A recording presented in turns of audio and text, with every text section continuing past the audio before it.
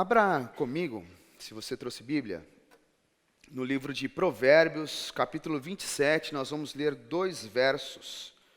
Provérbios, capítulo 27, nós vamos ler o verso 9 e o verso 10. Se você não trouxe Bíblia, nós vamos projetar aqui, você consegue acompanhar a leitura por aqui. E nós vamos aos pouquinhos nos encontrando no meio das palavras.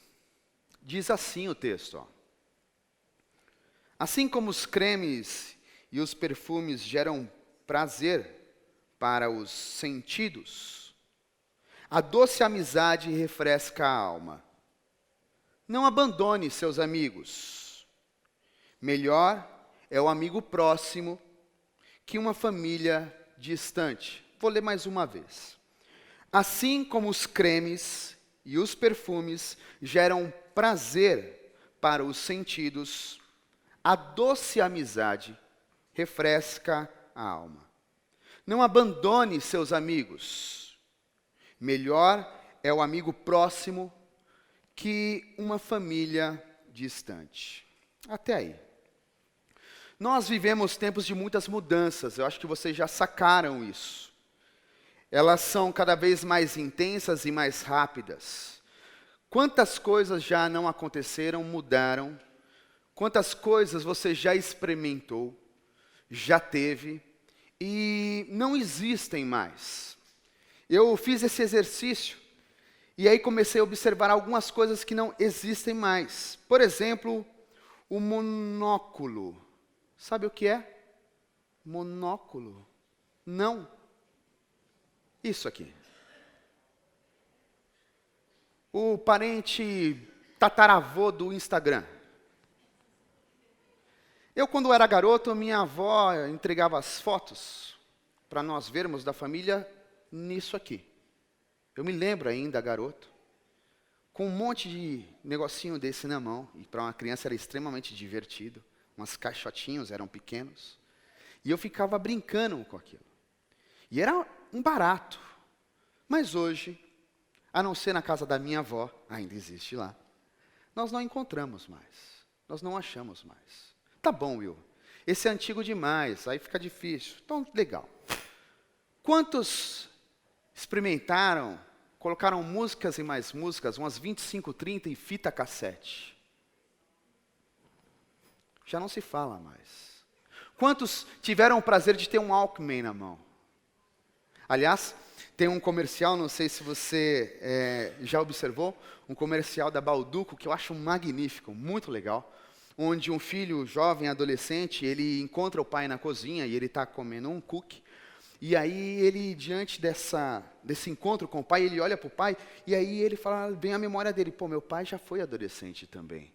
E aí quando ele vê o pai adolescente, o pai meio cabeludo assim, com Walkman na mão e ouvindo Scorpions. E aí o garoto olha e fica assim, caramba, que negócio esquisito, né? E aí ele fala assim, na fita cassete, cabe umas 30 músicas aqui. Aí o filho pergunta, não tem na internet? E o pai fala, interna o quê? Ou seja, totalmente diferente. Muitas coisas já aconteceram. Muitas coisas já mudaram. Nós já vivemos muitas coisas e ainda vamos viver diversas outras. Olhar para isso, de alguma maneira, mostra que o tempo passou, que você muito provavelmente já está ficando meio velhinho. Brincadeira. Mas mais de 30 anos você já tem, com certeza. O fato é que nós vamos vivendo, essas mudanças são rápidas, e hoje eu fico com a impressão, assim como o Bauman, que vivemos um tempo líquido. De alguma maneira, parece que nada foi feito para durar. Parece que nada foi feito para, de alguma maneira, perseverar, seguir. Eu não quero falar hoje sobre as mudanças, não é essa a minha proposta. Só trouxe a ideia de mudanças para que a gente possa perceber, observar que diante dessa realidade, vem junto com essas mudanças cada vez mais rápidas, cada vez mais vorazes, vem junto o individualismo. Junto com esse monte de mudanças, vem junto a fluidez, vem junto a efemeridade das relações. Deixa eu falar isso de uma outra maneira. vem junto à objetivação das relações. Pessoas começam a se tornar objetos. Junto com toda essa mudança tecnológica, que eu preciso lhe dizer, eu gosto. Não vou mentir, acho que você já sacou. Eu tenho um Apple Watch, eu tenho um iPad, eu tenho um iPhone, eu gosto. Não vou mentir. Mas é importante observar e é importante olhar que nós não podemos nos perder nesse individualismo. Nós não podemos dar às pessoas lugar de objeto. Por isso, debruçado no livro de Provérbios, hoje eu quero falar um pouco sobre uma das virtudes mais importantes da espiritualidade cristã: a amizade. Exatamente por causa dessa mudança, exatamente porque o mundo vem se transformando, exatamente porque as relações vão ficando cada vez mais líquidas, exatamente porque nós não olhamos mais nos olhos dos outros, exatamente porque nós vamos ficando cada vez mais privados, hoje eu quero falar um pouco sobre a amizade. Diante de tanta fluidez, de indiferenças, de mediocridades, é preciso nutrir um vínculo que de alguma maneira nos traga vida. É preciso nutrir vínculos que de alguma maneira nos traga valor, nos traga esperança, nos traga coragem, nos traga libertação. E a amizade é uma dessas possibilidades. Então, a primeira coisa que eu gostaria de dividir com vocês: a amizade é uma virtude sagrada. Guarde isso. Hoje, inclusive, minha reflexão vai ter um tom um pouco mais professoral. Porque acho que em alguns momentos a gente precisa sentar a poeira, respirar um pouco, refletir mais, para entender, inclusive, caminhos que nos levam à vida. Então, guarde essa expressão. A amizade é uma virtude pública. Diferente do que muitos pensam, eu acredito que a amizade não acontece apenas como um dom de pessoas íntimas. Não, também é. A amizade também é algo que acontece com pessoas íntimas, mas não apenas. Não é assim apenas, porque se nós darmos à amizade esse caráter de intimidade apenas, nós vamos de alguma maneira confundir a amizade com uma associação privada. Nós vamos confundir a amizade com processos segregadores. Afinal, eu tenho alguém que é íntimo e quem não é, não está comigo. Afinal, eu tenho um parceiro, tenho uma parceira e quem não está, inimigo meu é. Não é esse o caminho. Amizade não é apenas o processo da intimidade. Amizade não é apenas o processo do individualismo, porque se assim o for, nós vamos começar a levantar bandeiras como nacionalismo, como guetos, apartheids. E é importante, inclusive, dizer isso hoje, porque eu não sei quantos de vocês sabem, hoje, exatamente hoje, é o Dia Internacional de Nelson Mandela. Um cara que luta para que não haja exatamente o apartheid, a segregação. Um cara que luta, e eu confesso, sou extremamente inspirado por ele, que luta para que a amizade seja uma virtude pública. Para que a amizade tenha esse contorno, caráter, status de sagrado. Talvez você se pergunte e diga o seguinte: como assim, Will, virtude pública? Sim, a amizade é um valor que está, de alguma maneira, em risco, em jogo, quando a humanidade se reúne fora do seu clã. Quando a gente começa, inclusive, a pensar em grupos, sociedades, quando a gente pensa mais amplo, quando a gente deixa a nossa casa e começa a olhar para a história, para a existência, a amizade precisa tornar e ter contorno de virtude pública. Porque não é olhar apenas para os meus interesses, não é olhar apenas para as minhas questões, não é ter apenas como rei o meu egoísmo, o meu ego. É preciso ampliar. É preciso olhar mais adiante. É preciso ter um horizonte um pouco mais longe. Porque nós estamos construindo a vida. Nós estamos construindo a história. Nós estamos construindo algo para fora, inclusive de um gueto, só nosso. E aqui é importante dizer um gueto só nosso, porque às vezes nós, inclusive que estamos sentados aqui, nós não, outros, mas que se dizem evangélicos, acreditam que apenas esse clã é o que vale. Não. Não é esse o caminho, pelo menos não é este o caminho proposto pela espiritualidade cristã. Não é este.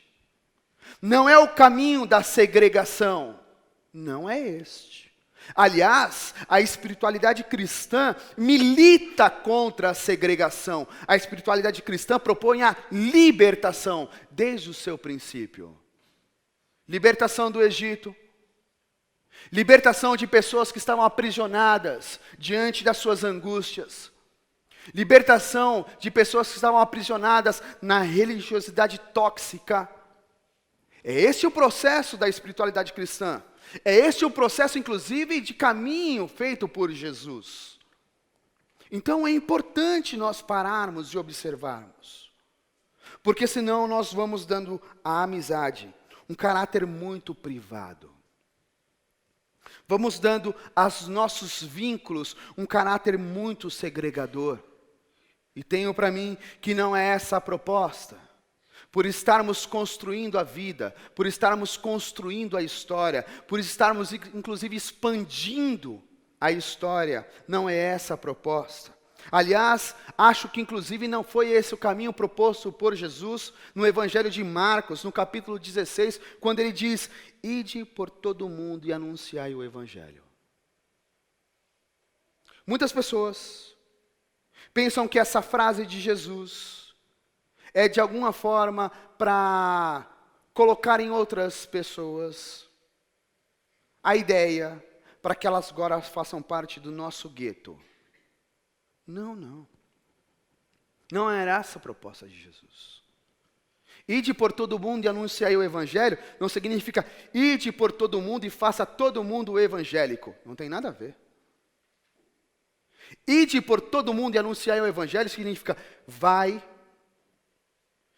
constrói sua vida, diga, viva a boa notícia, porque é isso que é o Evangelho.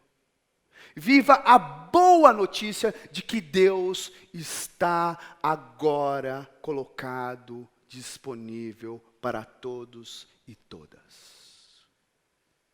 Este processo é muito diferente. É muito diferente porque, inclusive, amplia a nossa percepção. Porque nos faz um pouco mais maduros e maduras. Menos egoístas. Porque agora, inclusive, o meu desejo não é que o João, a Mariazinha, faça parte do clubezinho que eu faço. Não. O desejo é que, inclusive, as pessoas consigam compreender que a vida é tão sagrada, é tão importante, que não importa qual clube que ela participe, mas o importante é, de fato, ter a boa notícia pulsando no coração. O que é isso? A compaixão, a misericórdia, a bondade, a perseverança. Este é o projeto de Jesus. Esta é a proposta de Jesus. Não é um processo de proselitismo. Não, não é. A proposta de Jesus, quando diz para ir até as pessoas, para se lançar no mundo e anunciar o Evangelho, é uma proposta para libertar as pessoas para uma vida que vale a pena, uma vida plena, uma vida cheia dos valores divinos. Tá certo. Mas a pessoa não pode ser do nosso grupo? Pode, claro que pode. Mas não significa, se ela não for, que ela não tem de fato contato com isso. Que ela não tem Deus perto de si. Então é importante observar isso, porque aí nós começamos a perceber que este vínculo chamado amizade, ele é muito mais amplo do que esse processo de intimidade. Ele é muito maior, é muito mais sagrado. A amizade, de fato, é sagrada porque se conecta, pelo menos na minha percepção. Você pode achar que, inclusive, eu sou completamente errado. Está tudo bem, mas na minha percepção, a amizade se conecta, com certa medida, com os valores da graça. Como assim, Will? Que salto, onde é que você foi? Amizade e graça? Sim. Afinal, a amizade não coíbe. Se você tem um amigo de verdade, ele não te coíbe. Um amigo de verdade não te reprime ou te destrói. Não faz isso. A amizade não quer exercer controle. Você tem algum amigo que fica controlando você? Seu horário, que hora que você chega, que hora que você vai embora? Não. Uma amizade genuína não fica controlando. Uma amizade genuína não exerce dominação. Não. E a graça tem todos esses contornos. A graça não coíbe, a graça não reprime, a graça não exerce dominação, a graça simplesmente ama. Ponto. A graça simplesmente doa, dá, dádiva. Ponto. Então, amizade e graça, na minha leitura, tem alguma proximidade. Porque a amizade e a graça proporcionam, sim, a liberdade, a libertação. A amizade e a graça proporcionam uma experiência transformadora de lealdade. A gente só consegue descobrir o que é lealdade quando, de fato, tem um amigo verdadeiro. Sem antes, a gente não sabe o que é ser leal. Não sabe o que é receber a lealdade. A gente só sabe o que de fato é confiança quando nós temos um amigo em sua plenitude. Nós só conseguimos entender o que de fato é liberdade quando temos um amigo pleno. Esse processo da amizade é importantíssimo. Por isso, inclusive, tenho a impressão que isso está dito, eu li apenas 2 versos no livro de Provérbios. Se você tiver a curiosidade, procurar em Provérbios, tem mais de 10 versos recomendando a amizade. Então a amizade não é algo qualquer. Não é uma bobeira qualquer. Não é uma coisinha que você, por exemplo, faz só dando um follow. Não. Amizade é algo sagrado. Amizade é algo que de fato conecta a vida, as pessoas, a subjetividade, a alma, o interior. Isso é a amizade. Ser amigo é também, de alguma maneira, o processo de transformar a vida, que às vezes é sem sentido, em algo com real sentido. Ser amigo e ter um amigo é algo extraordinário, no maior sentido dessa palavra, pois carrega consigo talvez a maior nobreza, talvez o maior nobre gesto de amor, porque é confiança, é esse gesto que liberta. A amizade verdadeira não pede nada em troca. Faz alguma conexão com a graça? Amizade genuína, aquela amizade para valer. Eu tenho poucos, mas tenho. Dá para contar no dedo das mãos e vai sobrar dedo. Mas eu tenho. E eu confesso que esses amigos que eu tenho, que eu conto nos dedos da minha mão e sobram dedos, alguns inclusive não moram em São Paulo. Moram distantes.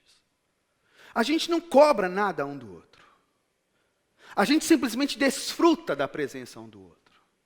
A gente sorri por nada. Aliás, se tem uma coisa que amigo verdadeiro faz bem, é contar piada sem graça e você ri. Por quê?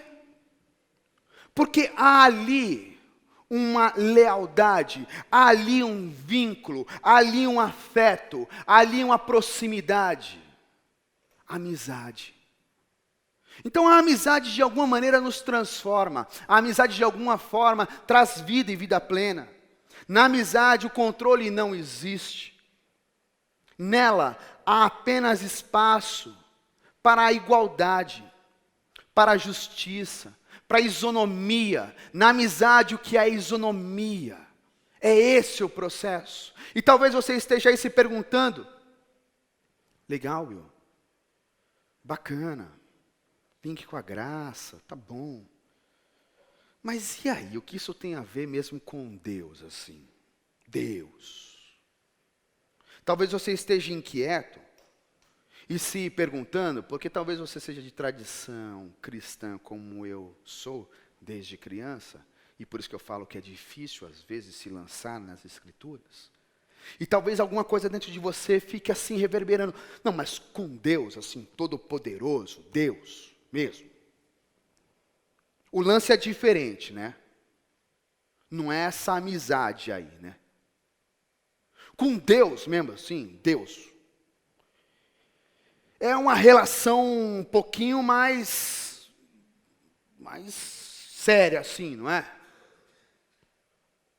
Então, eu gostaria de deixar um segundo ponto para você. E vou tentar responder a sua inquietação com as palavras de Jesus. Deus não quer servos ou servas. Tenho para mim que o que Ele deseja são amigos e amigas. Diante dessa inquietação, se de repente ela pulsou no seu coração, vou ler as palavras de Jesus que está escrita no Evangelho de João, no capítulo 15, no verso 15. Já não os chamo de servos, porque o servo não sabe o que o seu senhor faz. Em vez disso, eu os tenho chamado de amigos, porque tudo que ouvi de meu Pai, eu lhes tornei conhecido. Palavras de Jesus. Já não olho para vocês, já não trato vocês como servos. Já não trato vocês como alguém que apenas obedece. Não trato vocês como alguém que eu dou ordem e você faz. Não trato você como alguém que está debaixo da minha tutela. Não trato vocês como alguém que precisa olhar de baixo para cima para conversar comigo.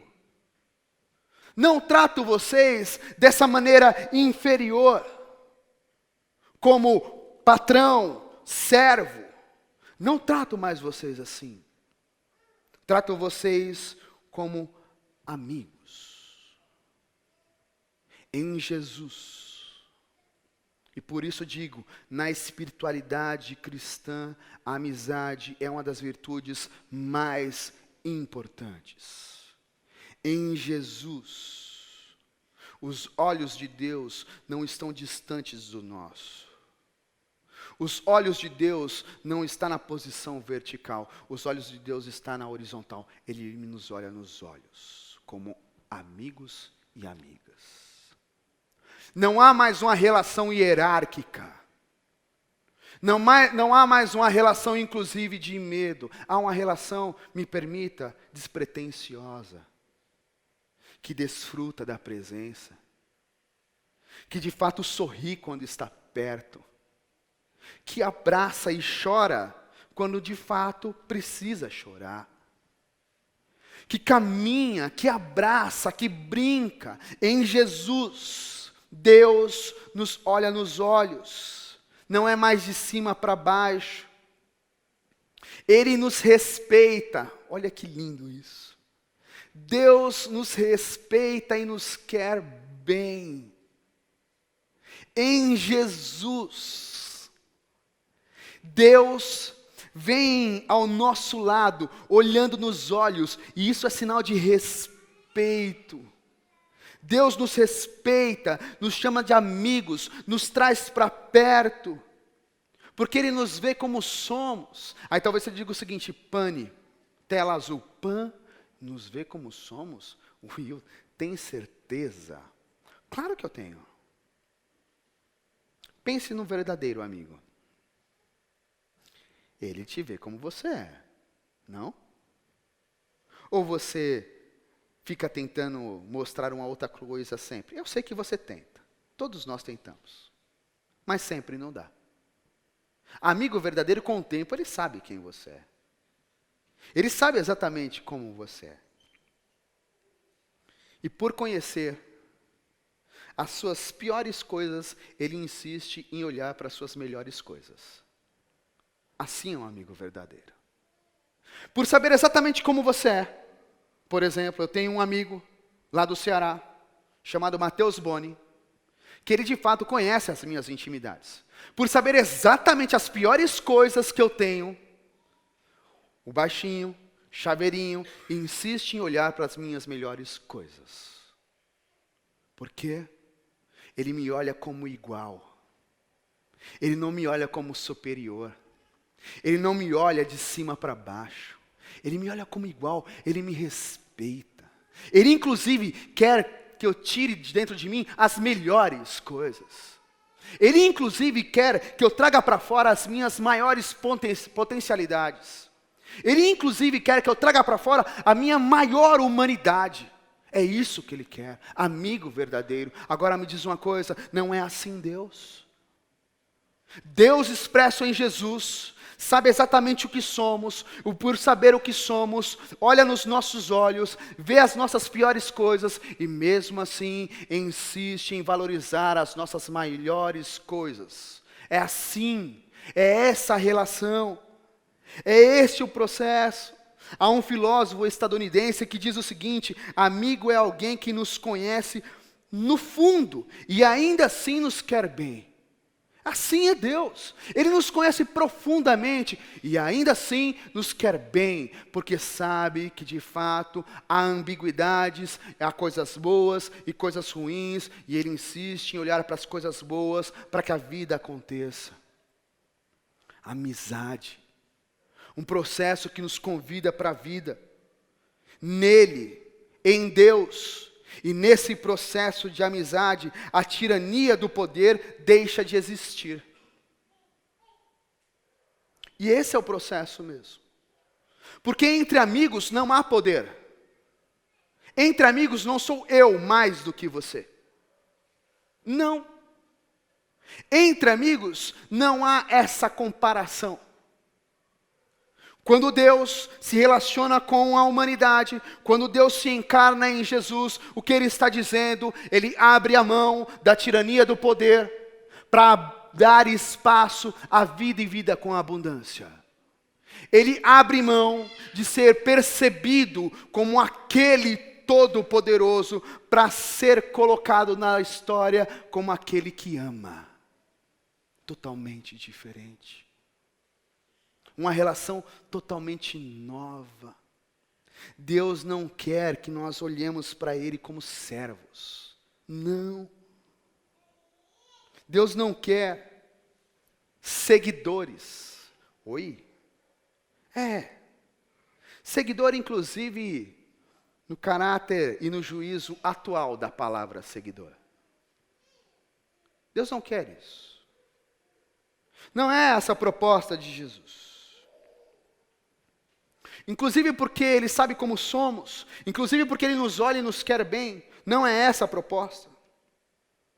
O chamado de Jesus, do Deus encarnado, não é para ter servos ou seguidores, não é. Isso seria chato demais, tirano demais. Porque servo e seguidor só obedece. Servo e seguidor não tem liberdade. E aí seria muito difícil lidar com a falta de liberdade com as palavras de Jesus. Conhecereis a verdade vos libertará. do que ele está dizendo. Qual é a proposta que ele está colocando? A proposta do Deus encarnado, o desejo do Mestre, é refrigerar, como diz inclusive o provérbio, é refrescar a nossa alma, é gerar dentro de nós prazer, dar sentido à nossa existência, dar sentido à nossa história. E sentido à história, refrigerar a alma, refrescar a vida, só é possível quando se tem um amigo verdadeiro. Porque com amigos verdadeiros, mesmo diante da dureza da vida, e ela existe, nós conseguimos encontrar algo que nos faça sorrir. Algo que nos faça nos alegrar. E quando nós não encontramos algo que nos faça sorrir ou nos alegrar, nós encontramos um colo para chorar. Amigo verdadeiro. Esse é o chamado de Jesus. Esse é o processo de Jesus. Ele não quer servos seguidores, porque além de ser tirano, seria um negócio esquisito. Porque seguidor, o que ele faz? Ele suga. Seguidor, ele apenas observa. Sou um seguidor, eu observo. Seguidor, de alguma maneira, ele é obcecado por mediocridades. Fica tentando identificar mediocridades, obcecado para achar alguma coisinha. Não é essa a proposta de Jesus. Não é esse o caminho de Jesus. Esse projeto seria pobre demais para um Deus plenamente amor. Esse projeto seria pequeno demais. Seguidores dão likes, é verdade, mas ao mesmo tempo, quando as coisas ficam pesadas, simplesmente dão unfollow. Deu para mim. A proposta de Jesus, o chamado de Jesus, é para ter amigos e amigas que se lancem na história, perpetuando, persistindo, construindo, dando continuidade à boa obra que Deus começou. Essa é a proposta de Jesus. Que boa obra é essa, Will? A boa notícia. Que boa notícia é essa, Will? O amor em plenitude. Que amor em plenitude é esse, Will? A graça. Do que você está dizendo? Que graça é essa, Will? É esse favor imerecido que está lançado na direção de todos e todas sem exceção. É este processo de olhar nos olhos de todo ser humano, de todo homem, de toda mulher, de todo trans, de todo negro, de toda a humanidade, com tudo que ela tem. Deus olha para a humanidade e quer bem. Na amizade não existe mais medo. Na amizade não existe mais mérito. Que coisa linda. Na amizade só há espaço para o afeto. Na amizade só há espaço para o cuidado. Na amizade só há espaço, de fato, para o respeito. Na amizade só há espaço para a responsabilidade. Na amizade só há espaço para o conhecimento profundo um do outro. Este é o processo de amizade. Já para terminar, afirmo, é a amizade que nos salva. É sim. É a amizade que nos salva de uma vida medíocre. Salvação não é um projeto individual, privado, só seu. Isso não é salvação. Salvação é um projeto coletivo. Salvação é um plano maior para todos e todas. Por isso que é importante ter a amizade como virtude pública, por isso que é importante olhar para a amizade como algo sagrado, por isso é importante olhar inclusive para a relação de Deus com a humanidade agora como de fato amigo. Por isso é importante. Porque se nós não olharmos assim, se nós acharmos que salvação É algo individual. Olhando apenas para nós, para o nosso umbigo. Se assim nós o fizermos, estaremos condenados, tenho a impressão, a um inferno existencial. De uma vida medíocre, mesquinha, triste demais, pobre demais. Uma existência cheia de objeto, porque eu olho para todos como objeto, para tudo como objeto. Mas uma vida sem nenhuma vitalidade, uma vida sem nenhum entusiasmo, uma vida sem nenhuma alegria, em outras palavras, uma vida sem Deus. Às vezes nós nos perguntamos, por que será que a vida está tão triste? Por que será que a vida está tão angustiante? Por que será que a vida está tão pobre? Talvez porque a gente perdeu essa virtude cristã de olhar para o outro como amigo. Ele não é meu inimigo. Eu não estou competindo o tempo inteiro. Não serei eu salvo e todos os demais não, porque isso é competição. Eu sou o melhor. Não, não, não. Eu quero todos. Porque que graça há? Um paraíso cheio de alegria só para mim. Que graça há? Não é esse o caminho de Jesus. Para finalizar, quero dizer mais uma vez as palavras de Jesus. Descrita no Evangelho de João, no capítulo 14, verso 15 ao 17, ele disse assim, se vocês me amam, demonstrem esse amor. Falarei com o Pai, e Ele providenciará outro amigo, para que sempre haja alguém com vocês. Esse amigo é o Espírito da verdade. O mundo sem Deus não pode recebê-lo, porque não tem olhos para vê-lo, e assim não sabe o que é procurar. Mas você já o conhece, porque ele tem estado com vocês e ainda estará em vocês. Jesus nos deixa um Espírito da verdade chamado Consolador. Jesus nos deixa uma proposta para de fato lançarmos o Evangelho para todos e todas, não mais com uma visão de proselitismo do meu clube, mas com uma visão que liberta e liberta a vida. A amizade nos convida, nos chama para de fato construir uma história muito mais bonita, muito mais bela, algo chamado Reino dos Céus. Este é o processo. Fique em pé, eu quero orar com você.